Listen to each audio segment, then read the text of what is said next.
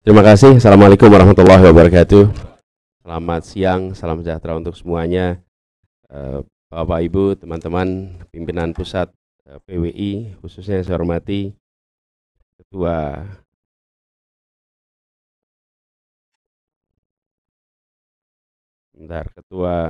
PWI Pusat Pak Henry Pangun, kemudian juga Sekjen Pak Said Iskandar Shah, Ketua Dewan Pers, Ketua Dewan Penasehat, Wakil Ketua Dewan Penasehat, dan semua saja tanpa disebut nama satu persatu. Ini banyak teman-teman yang biasanya diskusinya di media-medianya gitu. Sekarang kumpul semua di sini. Terima kasih dan senang sekali bisa kembali ke PWI. Saya datang dengan didampingi Bang Saur Huta Barat, wartawan juga kelihatannya. Bang Saur Huta Barat, kemudian Pak Sudirman Said ada di sini bersama-sama mendampingi untuk ngobrol. Tapi sebelum ngobrol lebih jauh, saya ingin cerita sedikit soal PWI ini. Karena nama PWI itu adalah nama di rumah kami. Dan masa kecil saya itu jalan kaki ke PWI rutin, kantor PWI di Jogja. Kenapa? Karena kakek itu adalah disebutnya waktu itu wartawan 3 zaman. Karena hari ini sudah tidak ada 3 zaman. Tapi waktu itu ada istilah 3 zaman, zaman Belanda, zaman Jepang, dan zaman Republik. Jadi kalau teman-teman yang Bang Saur sih di Jogja waktu itu pasti ngalamin, itu adalah masa di mana saya datang ke acara-acara PWI. Jadi nama PWI itu nempel. Makanya tadi juga saya baru ngeh nih pas datang gitu kantor PWI. Ini kan tempat masa kecil itu selalu jalan-jalan di Jalan Ahmad Dahlan di Jogja, belakangnya Seni Sono. Seni Sono itu sebuah gedung, nanti belakangnya ada kantor PWI. Itu rutin saya datang ke situ, sangat sering. Dan itu pusat kota yang punya memori tersendiri. Makanya hari ini senang sekali bisa kembali ke PWI ngobrol dengan Bapak Ibu sekalian terkait dengan banyak hal. Nah,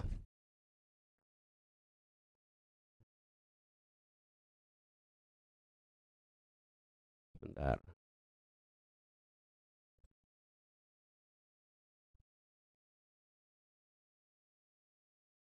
Saya lagi coba lihat pertanyaannya. Nah, ini dia.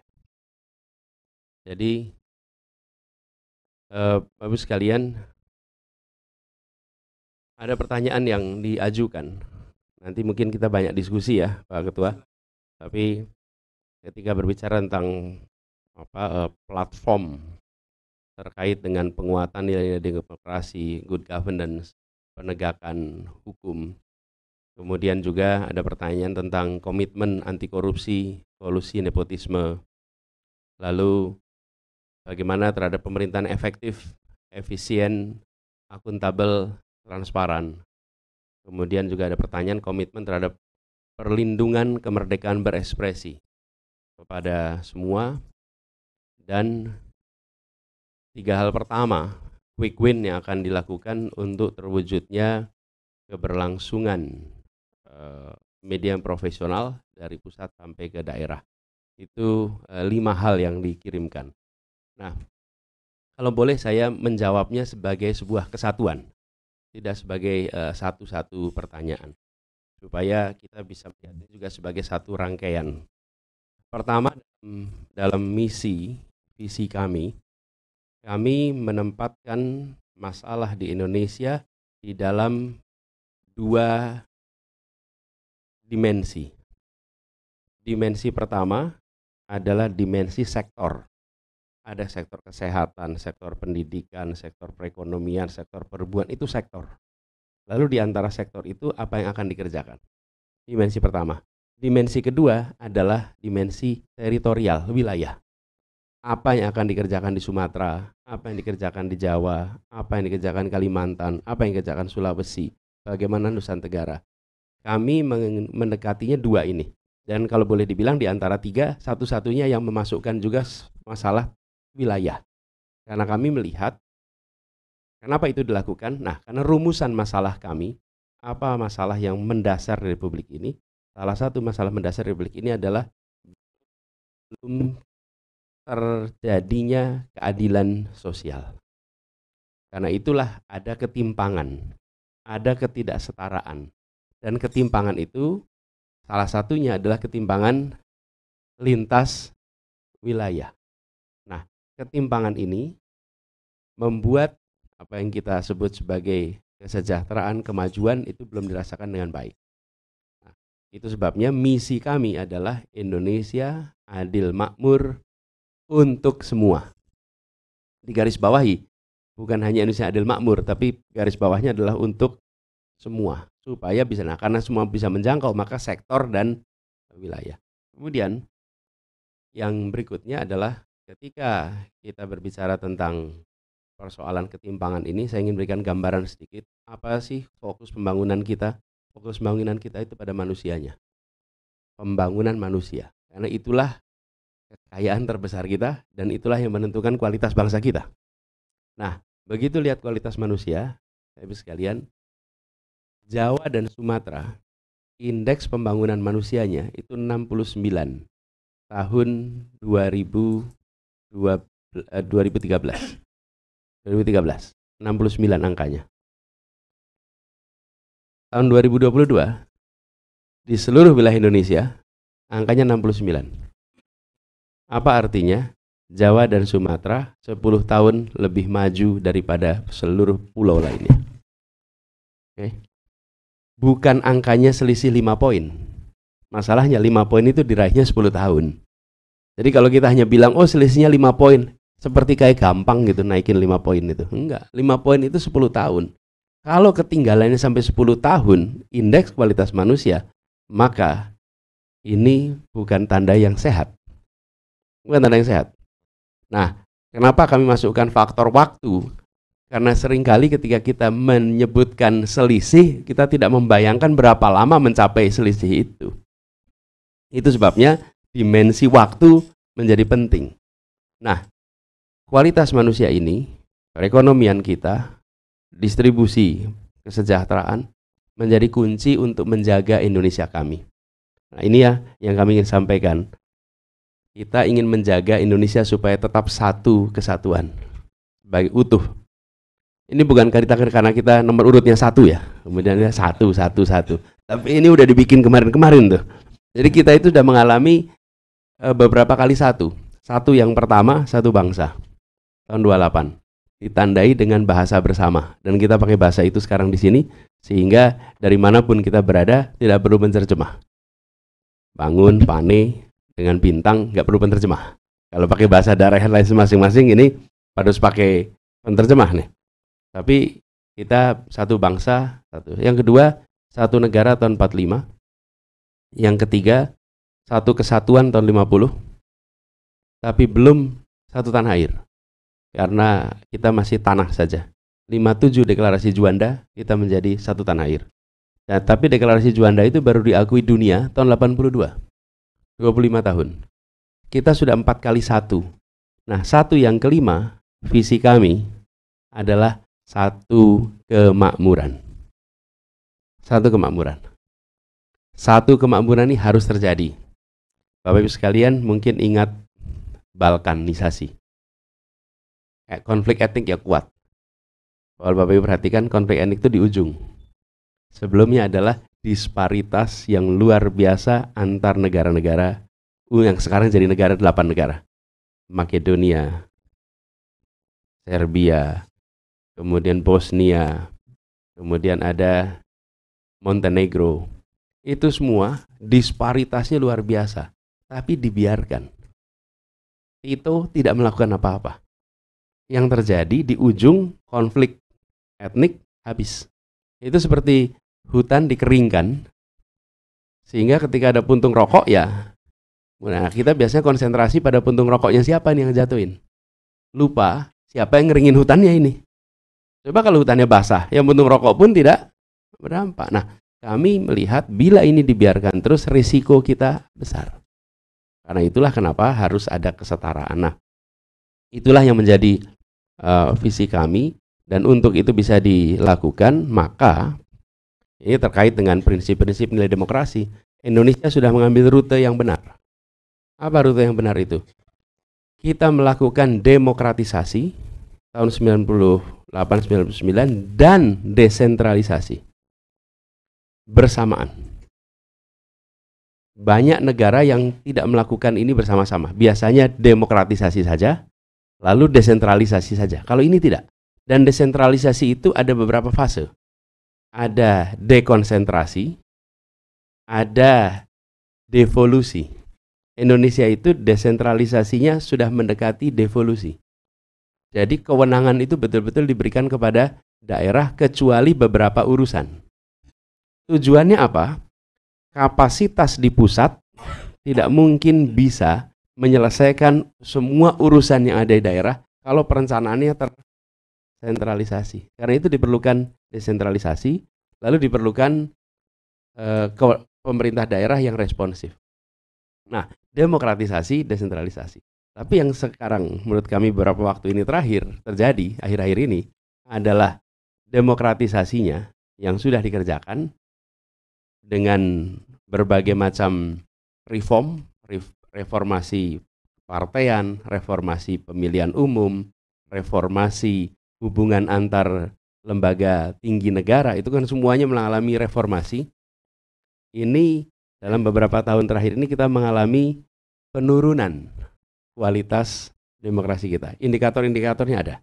Kita bisa lihat penurunan kualitas demokrasi. Yang kedua, desentralisasi yang kita sudah beberapa waktu ini terjadi resentralisasi dengan ada revisi-revisi perundangan dan keputusan-keputusan. Saya beri contoh.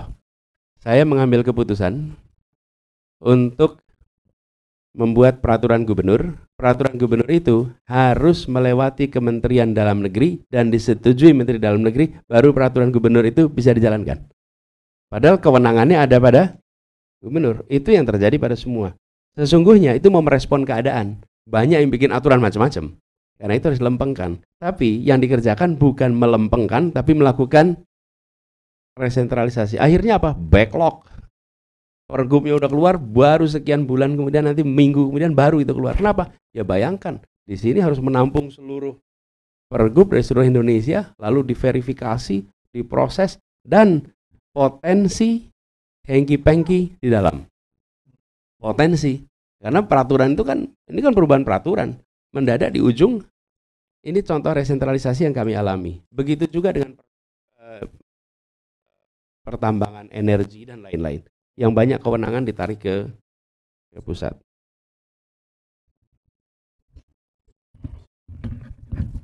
Double aja ya. Nah, gitu.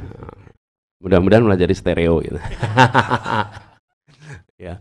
Kelihatannya treble-nya perlu ditambah, Mas. Terlalu ngebas nih. Rosa aja kalah nanti ya.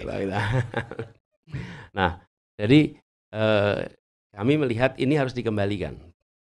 Jadi ketika tadi ini menjawab pertanyaan yang di belakang sebenarnya, bagaimana pemerintahan menjadi efektif? Saya merasa bersyukur karena pernah merasakan berada di pemerintahan pusat, lalu ditugaskan menjadi pemerintah daerah, walaupun lokasinya masih di Jakarta. Tapi statusnya adalah pemerintah daerah. Dan satu-satunya pemerintah daerah yang tidak harus pergi kemana-mana kalau dipanggil pemerintah pusat. Kalau yang lain harus terbang, kalau kita cuma nyebrang jalan aja itu kalau panggil. Nah, apa yang menurut kami penting? Desentralisasi jangan ditarik menjadi resentralisasi, tetapi desentralisasi ini harus diiringi dengan guideline KPI atas capaian yang harus dilakukan oleh provinsi dan kabupaten kota. Jadi kalau sekarang kita punya komitmen dunia internasional soal lingkungan hidup, kan kita ikut nih COP20, Paris Agreement, ini Pak Presiden juga lagi berangkat ke COP di Dubai. Itu komitmen itu kan tanda tangan global. Yang melakukan eksekusi siapa nanti? Kan di kota-kota. Pertanyaannya, ada nggak wali kota yang tahu apa yang harus dikerjakan? Tidak. Nggak tahu. Kalau ada wali kota peduli lingkungan hidup, itu wali kotanya peduli, bukan ada guideline dari pusat. Oke? Kalau ada wali kota peduli nasib ibu hamil, itu adalah wali kotanya peduli, bukan karena guideline dari pusat. Semua urusan welfare kita hampir tidak ada guideline dari pusat. Jadi daerah itu jalan sendiri. Mbak Nino cek aja. Kita ini, saya dipanggil satu, kalau dipanggil itu masih dikumpulin. Satu, kalau ada silpa yang besar. Yang kedua, kalau uang diparkir di banknya banyak. Yang ketiga, kalau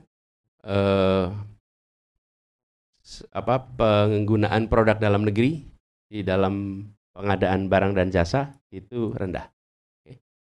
Tapi kesehatan ibu, kesehatan anak, jumlah sekolah, jumlah ruang kelas, nggak ada itu semua. Nah, itu yang justru kami mau buat.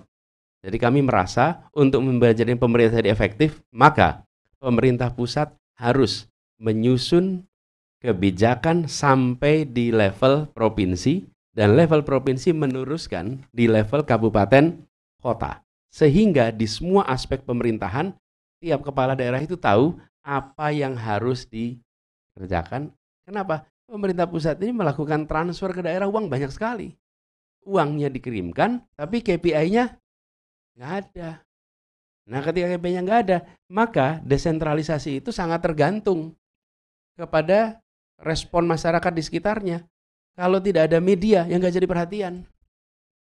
Aman kalau tidak ada media, sosial media. Tapi kalau ada media, baru responsif. Betul tidak? Ini kan kenyataan di lapangan. Nah, kami melihat ini harus diubah. Nah, dulu ketika saya bertugas di kementerian, kami merasakan itu. Pendidikan itu banyak wilayah yang alokasi anggarannya tidak 20%. Tidak 20%. Dan tidak ada yang perhatikan. Jadi kami membuat namanya neraca pendidikan per kabupaten kota, per provinsi se-Indonesia. Dan ketemu kabupaten yang alokasi per siswa per tahun 80.000. Ketemu kabupaten tetangganya, kota, yang alokasi per siswa per tahun 250.000. Lalu ketemu kota yang alokasinya 500.000. Lalu ketemu kota yang alokasinya 5 juta rupiah, ini Jakarta. Bayangkan 80, 250, 500, dan Jakarta 5 juta per anak per tahun. Bagaimana kita bisa membangun? Nah, ini semua tersembunyi di bawah permukaan layar. Nah, bagaimana kita bisa mengubah jika ini tidak di-address? Kewenangan diberikan, fiskal power diberikan, tapi tidak ada guideline capaian. Diserahkan kepada rakyat. Nah, rakyat itu dicek kepuasannya. Kepuasan itu tergantung pada kinerja? Tidak. Kepuasan itu tergantung ekspektasi. Kalau ekspektasinya rendah, kepuasan itu mudah. Kalau ekspektasinya tinggi, kepuasan itu sulit. Nah, kalau ekspektasinya rendah, maka kalau ditanya puas tidak? Puas. Sekolah sampai apa? SMP, syukurlah. Dulu bapak nggak sekolah. Nah, itu repot Pak kita. Ekspektasinya rendah. Jadi SMP sudah puas. Nah, ini yang harus kita ubah. Jadi kami melihat untuk pemerintah efektif harus lakukan itu. Desentralisasi jalan. Kemudian yang berikutnya tentang demokrasi. Demokrasi ini yang paling kita lihat sebagai salah satu masalah adalah kita ingin menjaga agar pasal 1 ayat 3 Undang-Undang Dasar 45 itu terjaga terus. Yaitu hukum di atas kekuasaan, karena ini negara hukum, bukan negara kekuasaan.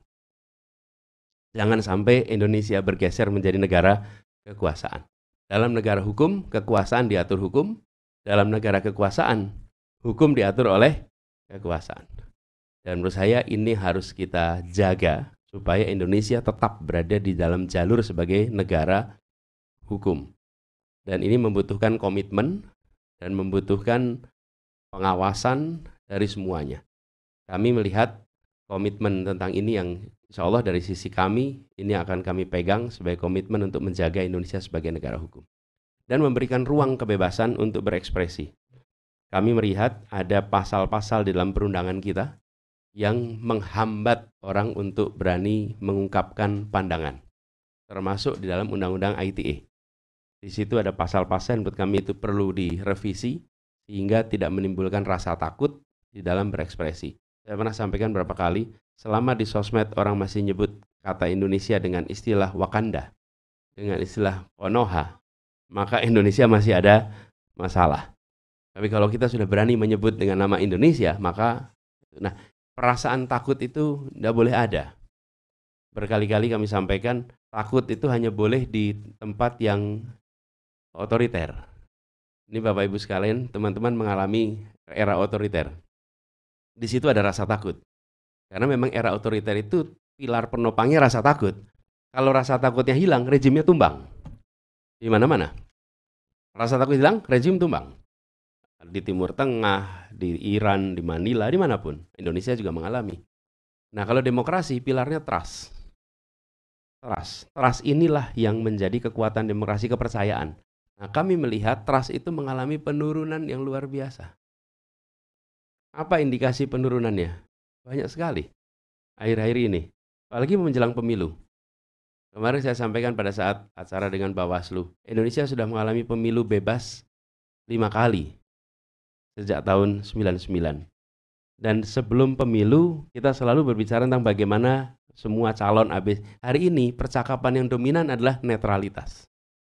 Pertanyaan yang dominan adalah akankah terjadi kecurangan? Akankah ada problem sistemik? Itu artinya tumbuh keraguan atas negara di dalam menyelenggarakan salah satu ritual demokrasi. Ritual demokrasi ini pemilu yang waktunya hanya 6 jam, jam 7 pagi sampai jam 1 siang, hanya 6 jam.